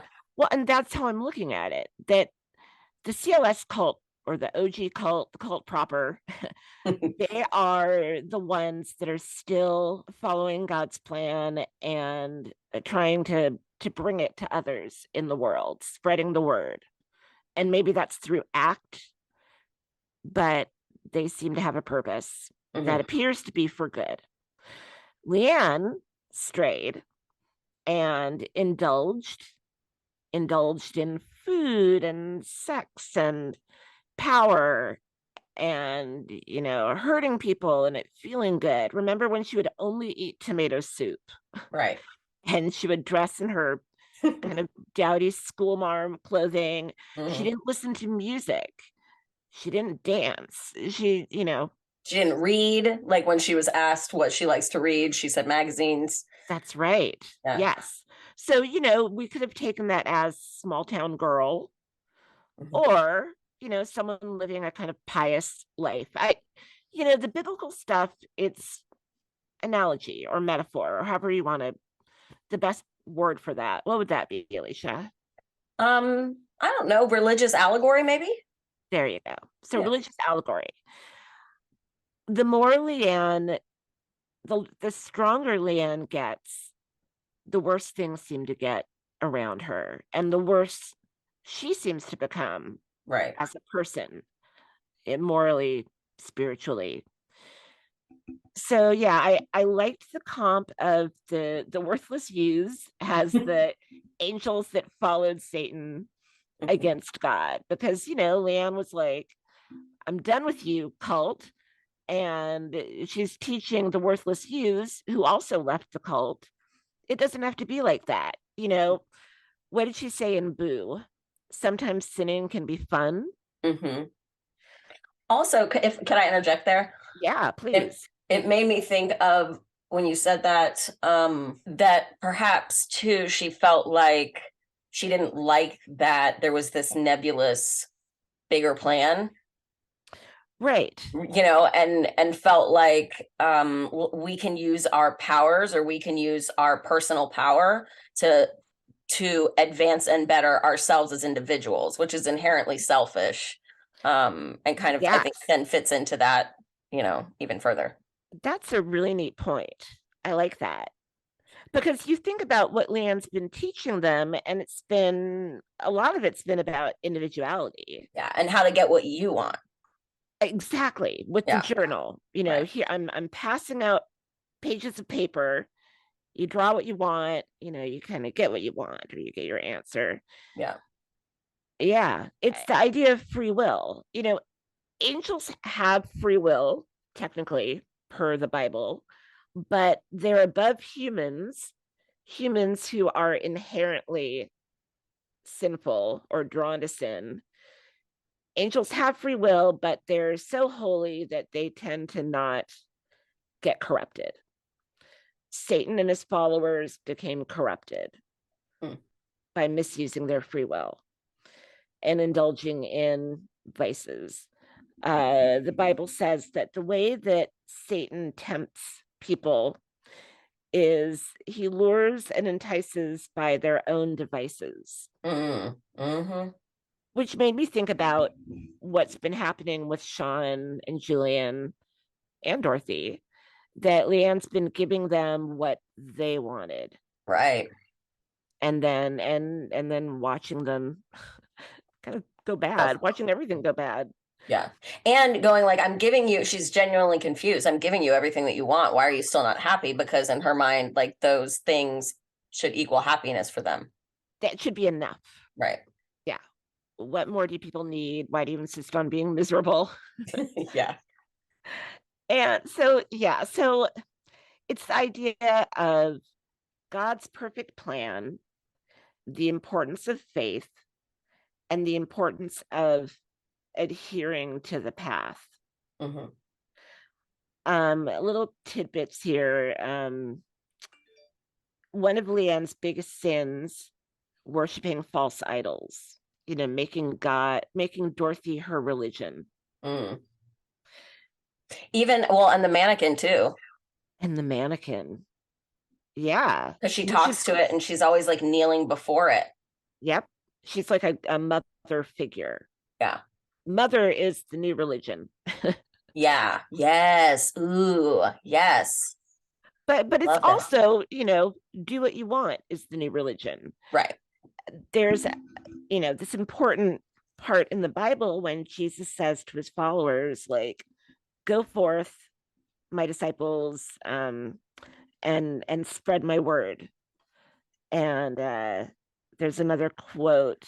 Oh, that makes so much more sense. It's now. like a perversion of Jesus, what Leanne Right. says. Go oh out my in the gosh, world, yes. be Ooh, my Liz, voice yeah, in the world. that's awesome. Yeah. So pulling from these little things, trying to make sense of it. And it seems like, M. Night is telling this story within the Turner family, because who would be more open to the corruptive element of someone like Leanne? Mm-hmm.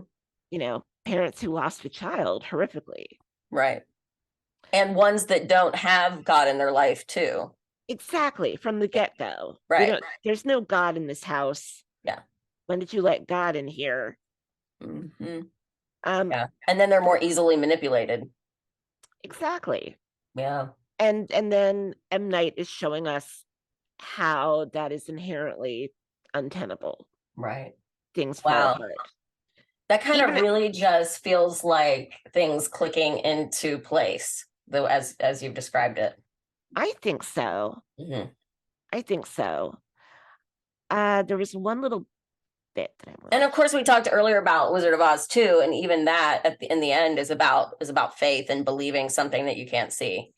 Yes, faith and family love, love that's genuine, not false. Mm-hmm. And especially the bit about the wizard, do not worship false idols, because they tend to be full of shit anyway. Yes. I noted, since Revelations is all about redemption, asking for forgiveness, I was thinking about Dorothy. Dorothy was never able to forgive herself or allow others to forgive her, because she got sidelined by Leanne. Well, first by Frank and Sean and Julian and Natalie and Scary Jerry. But I believe she was kept in that state far longer than she would have been if Leanne hadn't been around. Yeah. So wonderful. If we're going to look at a real apocalyptic event occurring because this one family fucked with the wrong fallen angel, the idea is that God returns to Earth. The way I see it, as I keep saying, I think that Dorothy's going to have to choose Jericho being gone, and either going with him or staying and dealing with the fallout, right, to have a proper ending. But we'll see what happens. Yeah, for sure. I agree. It'll be interesting. Oh, one more thing. When the tall man marked the window, and when we saw someone try to mark Leanne's forehead in tiger, getting her face painted, right, there's a lot of talk in Revelations about how both God and Satan will mark the forehead of their followers. It indicates that your mind is one with God, or Satan, the beast, the mark of the beast, God. That's why it's the forehead. Okay. And we were talking about, why did the cult keep marking Leanne or trying to draw symbols on her head? Right. And I think that could be, it's like the perversion of God marking the forehead to make a saint. Satan that makes sense. Yeah. You are bad. Mark. You are a fallen angel, and now we cast you out. Yeah. Wow. So that's That's Definitely. what I got. That's great, Liz. Thank you. Yeah, that's all really good stuff. And that really just kind of, I think helps me mentally to prepare for the ending and to look at it in the bigger picture as opposed to like needing, the answers to have specific concrete answers that are rooted in a reality that we know and not one that's rooted in faith and the unknown. And that's not the point of the show, is to like, that's the point of the show. And so that's why we won't get a lot of those answers, I would imagine, because we are, it's meant to send a message, and it's meant to also reinforce that feeling of allegorical. faith and belief. Yeah. Yeah, and because M. Night's his brain is too big and vast for us to ever comprehend or understand. Right? Oh, good. But yeah, I think along with this ruining or eroding the quaint city of Philly, we're gonna see the house of the Turners continue to erode. Ooh, how about this? Oh man. Okay. How about this? Yeah. So we have seen, like we've talked a lot over time about, see, this is why I love discussion about this show. We talked a lot of times about like some of the weird things that felt older and not of the current moment. Yeah. Whether it was their staff deer, sort of that more antiquated way of speaking or referring to something. Yeah. As well as like the weird stuff like the baby monitor that's old, and even Right. a lot old of tech. Yeah, like all the old tech. I wonder if they're just they're okay. Ooh, the time stuff is not accurate or specific because they're living beyond time. So perhaps we won't even know necessarily whether we have subverted apocalypse or not, because as a race, as humans on this earth, we don't know that yet. And the erosion, like if you have faith in all that and believe in all that, the erosion occurs over the time of humans walking the earth, which is a very, very slow process. Like we're here for, this finite amount of time personally living, but you could argue that the apocalypse is happening gradually more and more, and so things are eroding more and more and more. So maybe everything that's happening with that home is also more of a reflection of like, eventually these are the things, these are the sins, these are the ways in which we are bringing on the end of our society, or the end of our Oh my God. humanity as we know it, and sort of like a bigger picture of that, and not just like this actual specific event means apocalypse or no apocalypse. It's just saying like we are in it and living it, and things are just going to continue to head that way if by and large people don't change things, if we don't get better. right? Wow. Oh, okay. Yeah, like living outside of time and space almost. Yeah, exactly. And kind of touching God, but not really. And like perhaps Dorothy and Sean didn't live in current times. Wow. Perhaps they all died some time ago. We may not even know whether or not that's true or not. We probably won't, but perhaps they did die some time ago, and it doesn't matter what time frame it's in, because things happen. And even like if you look at, and perhaps this is why he wanted to make this show at this time, because we've been in such conflict and upheaval, at least in the last decade, in a way that it doesn't feel like we've been in that space in a while. People say all the time it feels like things are getting worse, or things aren't getting better, things are devolving. And so this story is really about the greater picture of what's happening in our society, and so it goes beyond like the reality of the moment, and they're using that family and this story as a way to comment on what is happening in our society at large. Wow, Alicia, you just came up with this? Yes, like you said it, and then I just like, I thought, well, yeah, then maybe it doesn't even matter at the time. Like there's no, yeah, I did. That's crazy. But based on what you said. Mind blown. Right. I'm like, oh shit. You know, in Revelations, it's the end of the world. God comes back to earth to rule over it. Sinners are sent away to some terrible fate. Faithful servants are rewarded with no more tears or pain, only God's love. And it's like the return of Eden to earth. Wow. Yeah. Because I guess I was wondering as you were explaining well, I was thinking like, okay, if we're talking about apocalypse, then what are we going to get at the end? Are we going to get like, would M. Night really, this is where my thought process went. Is M. Night really going to blow up the universe essentially and say that this is the apocalypse? And I just don't think so. I don't think that he would do that. The reason I don't think he would do that is because one, that's really depressing. And it's also very definite and finite, and we just don't know if that's what's going on. So I think it's really more of like an observation and a question. So I don't think that he would do that. But he also said that there's not going to be a happy ending either.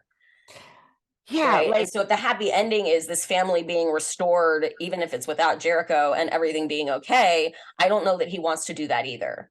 So, but I also don't, he may, but like, I also don't think that he wants to say like, okay, the world has ended. Yeah, I think it's more like the world, and we live in this little time frame, but the change that happens in the world that could bring upon the apocalypse is something that happens over, probably decades and decades or hundreds and hundreds of years. It began the moment the first sin occurred. Right. Like humans keep making the same mistakes over and over and over again. Right? Right. Like that. Like I keep thinking about Dorothy's miscarriages. Yes. Yes. You keep repeating. Oh my God, Liz. Yes. Hoping that you'll get it right eventually. Ooh. Yeah. Yes. Damn. And I think maybe we just answered the questions of the show. Or we just broke my mind. Oh my gosh. Having faith. I wonder what other people think. I'm very curious because like wow. I feel like I get it. I get it now. I feel like I get it now. The time loops, the repetition, yeah. Okay. Yeah. All right. Sweet. Well, okay. People can call and thank us when the finale is over. Yes. We'll be taking interviews with M. Night if he's interested. Yeah. Or we can talk with him about this and make sure that we're right. Because we like to be right. Yeah. It's faith, it's family, it's mother and child, and mother and child. Grief, for sure. I mean, I'm sure she'll have an answer one way or the other, and then I guess it'll probably be a little bit of both. Like either everything will be okay for them and everything else will fall to crap, or like the world is in trouble. Clear that they're trying to. We got to remember who we're talking about here in terms of writing and in terms of everything. So like, really, it's all on the table. Yeah. So I think that it's as simple as we're seeing these apocalyptic events, we're seeing a biblical tale, and M. Night's just kind of pulling a little bit from this, a little bit from that to, tell the story about Leanne as a dark force versus this family that's been broken and separated, divided. What does it take to overcome that? Come face to face with evil and this great temptation. How do you stay on the righteous path? Yeah. I can't fit the show into the Bible, so well, that's the thing, is that I think for a while I was trying to fit it perfectly in like one thing, but it just isn't that. That's not what they're doing. No. Yeah, it's like a little here, a little there. Yeah, that's what it's looking like. Yeah. What are the questions that we don't think will be answered? Oh my gosh, everything. You're not going to get a rundown on the cult very much anymore. Well, okay. In the trailer, we see the tall man with the twin girls. Yeah, so I imagine that we're going to get some cult stuff. Nothing in the way that people might want it. I mean, I don't really care. Oh, because it doesn't no. actually Yeah. matter, but not in No. any sort of significant way. Right. No. They're like, they'll be there. Yeah. But Yeah, no, we got to shoot there. We got the invitation, so. unless they're No. coming after Leanne because they feel like they still are going to try to stop the apocalypse. Then where the hell were you? Where were Yeah, you? no kidding. Well, maybe trying to come up with a better plan. And that kind of lessens the effect of whatever Dorothy has to say, I think, because. No, that's true. That's true too. Makes. I mean, anything can happen anyway, but right. it Yeah. seems like it would undercut that a little bit. Well, with it being, it looks like the tall man that we saw from Pigeon. Yeah. Because he's got the two girls with him. Getting more and more on this idea that we're kidnapping M. Night Shyamalan. Because I want my answers one way or another, and I'm going to get them. Sometimes I'll think about it and I'll be like, I think they're going to answer a decent amount of stuff. And sometimes I'm like, we are not getting any answers. We're not getting any. Did everything was important, huh? I thought everything was important. And no, George fixed that. That's what I was going to say, is that I would be okay with not having all of the mysteries solved, but don't tell me that every word has a meaning and everything that happens is for a reason. Yeah. And that you've had this whole story worked out from the pilot. You knew exactly where you were going. Yeah. So why all the extraneous, I think, mysterious stuff? For fun. Why one bird and then and perhaps that in his mind he feels like he's doing that. I absolutely get it though. If that's the case and we just get the one answer, I totally get it, because that's really all it is. Yeah. Wait, what? If like the small thing of her either accepting it or denying it and getting whatever outcome it is really the end of it. Like, yeah, because that was what the else whole thing matters at the anyway? beginning. Right? It's a mother and son. Yeah, that's husband what and I'm wife, saying. whatever. Right. I'm railing against that because we're not going to get answers to all of these little things that are the camera zooming in on them. Yeah. You know, why show us different times and dates? Why? What's the point? Because it feels good, or it feels no, that doesn't make sense. Yeah.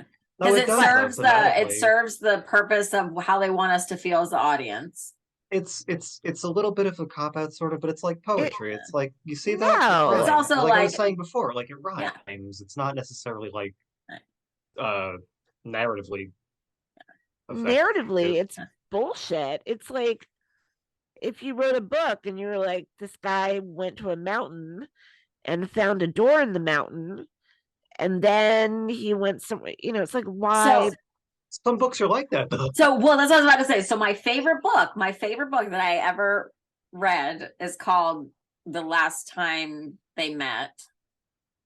And you read this book, the author's Anita Shreve. She's passed away now, but she's a wonderful author. And so the book takes place in 3 different time periods that sort of negates the rest of it. You know, right. and you're like, oh, but the moral and the meaning of like what the point was certainly received, right, because of how they ended it. Like I understood what I was meant to like think and feel, take from it. So right. yeah, so I didn't feel like cheated, but yeah, I mean there is a narrative device in that can be moving and useful, but I do think that would make a lot of people angry to be like, oh, for sure. I don't think that there's any point to mysteries left unanswered, right? Unless you want to chalk it all up to faith. Like, I don't even know. I think I think most of it will likely fall into like one of 2 or 3 boxes. Like group, you know, like overarching explanations. I think my main point, or you know, gripe, is that it's like false advertising. Yeah. Well, and that's not fair. Well, no, it is, because people watch TV a certain way, and that's not what this is. That's why nobody really gives any kind of a shit about the show, really, to be perfectly honest with you. Right, because you're it's right. like doing a different thing. They don't want to do it. Yeah. Yeah. Like a lot of people I tell about, there are some people that like getting into the, you know, something like this, like we do, but a lot of people are just like, that's too much thinking. Like, I just want to watch something and enjoy it. Right, And I don't notice all of those things and I don't follow those, you know, blah, blah, blah. If it weren't for y'all, I don't think I would have noticed half of them either, to be honest with you. But like, I probably wouldn't have either. I mean, if it hadn't been for even just like initially getting on Reddit and starting going like, oh wow, I need to be looking for this stuff, you know. I don't even remember why I bothered, because I just liked it. Usually I just watch things and I'm like, whatever, let's just watch it. But like, like really, I don't know what drove me to Reddit. It's interesting. Where we found each other. But I don't remember like watching, you know, I watched the first season and I don't remember. So, but there had to have been something that I noticed. Yeah. It got me intrigued enough and woke up my lost brain. It was like, yeah, something special. You know, and decided to go hunting. But I definitely didn't, you know, go into it knowing that that's what I was going to be heading into. Well, I still assert, you know, I think it's bullshit to make what you know, say is like a mystery box show and then don't solve the mysteries.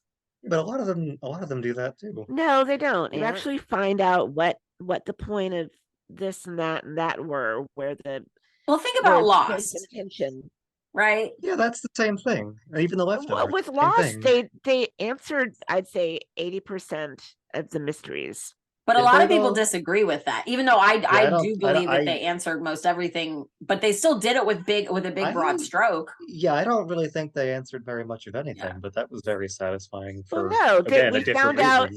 We found out who was in the cave, who were the skeletons, what were the black and white stones about, those types of things. But the bigger things weren't really. The bigger things but like the bigger thing of like, what is the island and why does it exist and like that stuff that we had to just kind of be like, oh, that's the story is about this island. This isn't like a real story. This is what it's about. Right. But I don't think that most people were like, oh my God, what is the island? Where is it? We have to, you know, what clues are they giving us? Because that wasn't a mystery. But the stones in the cave, the skeletons, they got callbacks and highlighted as mysteries, and we got answers in the end. Well, I think as soon as they started moving the island, that was and we found out why. We found out why they moved the island and how they did it and why. Oh, Ben. Yeah. No, they did. I feel like Lost answered pretty much everything, but I do feel like a lot of people still don't think they did, or they're like, oh, they just said it was purgatory, so they completely misunderstood the ending because it wasn't purgatory. Totally. That wasn't no. But I'm saying, you know, don't show us journals with post-its that have dates and it's but that's mystery. part of it though. Yeah. Part of what? Yeah, it's like music or something. It's like a feeling, not really like specific to calling it feeling is a bullshit answer. No, it isn't. It's a storytelling mechanism. No. And it's not over yet, so you know. Yeah. I mean it is. I know it is. It's over. But like, no, I know what you mean. But like, there still might be, like I said, I still think that there will probably be a couple of things that are revealed or that happen that will answer probably a good portion of what hasn't been answered. Oh, for sure. But yeah, some of the small things that I would want answers to that I focused on, I either we won't get them or they won't matter. A lot of it's window dressing, Yeah. Exactly. And tone and metaphor and, oh, we want you to feel this way. We want you to feel this way. That's why I was mad initially at George for his nonsense, but that's also like the same device. It's like deflating the whole thing to like allow that to just exist. Yeah, like that. He was like, oh, this is all nonsense and like, don't believe it. But that is what, you know what I'm saying? Like they just negated everything, even though it was true. So they didn't have to explain it. And it's because they had to get Sean and Julian to a place of not fearing Liam. But basically, it's like they're using magic. Like basically, it's faith and like you said, and magic, and like I could say the argument that you guys have been saying that it was all tone, right? You know, exactly. So you can't be mad at it. Right. Part of the show. That's not what I'm saying. No, but it is. It's the same thing. Not at all. Not even close. It is absolutely. No, it isn't. You're saying It's It the was same it was thing. all a lot. It was a Right, but now I ridiculous. understand it. So you're not mad at it. You just said you No, were. it's perfect. No, I was initially, but now it makes more sense because it's not supposed to matter, so it doesn't. Right. Ugh. I know. It is a bit like, fuck. It was You like the know, same thing like with I the spent a lot of leftovers. time digging into a lot of these details, trying to crack these Yeah, codes. right. Because you were supposed to. Right. But like that's not Yeah. what it was about, That's honey. not It's what it we was love really each other about. or we Yeah. don't. Yeah. Right. Or Yeah. like family. Yeah, it's people are gonna be so pissed. Well, you guys, do you have anything else to say? And is wrong. I am right. Always. Thank you. Bye, guys. I don't think it works that way, but have fun. No, we all come to the table with our ideas. Can I That's what flip the makes it interesting. Right, exactly. Who knows? Maybe I will be mad and hate it next week. We'll see. That's Y'all will be like, it was amazing. I'll be like, it was terrible. I love the man, but like we're dealing with M. Night Shyamalan. Right. I know what goes on. Yeah. This You're man like, exploded. expecting Yeah, some kind. Yeah. unless he's like somehow drawn it back a bit. Like he exploded his little franchise for some reason, and I don't know, old. They added things to for no reason. Like it was like a bunch of too much explaining. Now it seems like he's pulling back a bit, but that also might be a mistake. I don't know. Yeah. It's hard. It's hard to know how much do you want to reveal in like exposition? You know what I mean? Mm-hmm. And how Yeah. much do you want to just let be out there and be part of the conversation? Because I think that Right. ultimately that also is part of the point, is that he wanted the conversation. He wanted people talking about it. He wanted people doing what we've been doing. So, and I think you kind of go into a mystery box show with that expectation of like, okay, I'm Mm-hmm. trying to solve a mystery. Mm-hmm. And ultimately, I think that as we've gone along and we've discussed it and we've broken down each episode, we have solved it over time. You know, we've nailed quite a few things, I think. yeah. I mean, it's not everything. No. And I'm annoyed about some things too. I'm just trying not to be. The time is the worst of it. I don't really. Yeah. There are a few that are bugging me. Yeah. But I'm gonna wait until we see the finale before I. Yeah, we need the whole picture. Yeah, exactly. Dorothy's decision and what that means. And I mean, he's still really leaning into this sort of apocalypse situation here. So Right. it seems like we're still that we will maybe get some answers there. I do think that we will. I think it might not be a lot, but I do think that we'll get a little bit more. That's to me what matters least. You know, my hope is that like I know that every little thing isn't going to be answered. I get that. So that doesn't really bother me. I just want to be able to make sense of all of it and to feel like the journey was worth it. And so far I feel like it has been. So I'm hoping I feel that way after the final 29 minutes. I'm here. We'll we'll see. Yeah. All right, you guys. Well, thank you so much for joining us. And we are excited, nervous, optimistic, pessimistic, sad, yeah. All sorts of things. But we will see you after the finale for our final breakdown of this show, and then we will maybe discuss some plans for moving forward, because there might be more out there that we can explore. So we'll talk about that as well. All right, you guys. Well, this is Servant Decoded, and thank you again. Please subscribe, leave your comments, tell us what you think. How did you feel about the episode? And was there anything we said that made you go, aha, or and we'd love to hear those thoughts as well. All right, thank you. Have a great rest of your day, night, week. Whenever you're listening, we'll see you next time. Bye. Bye.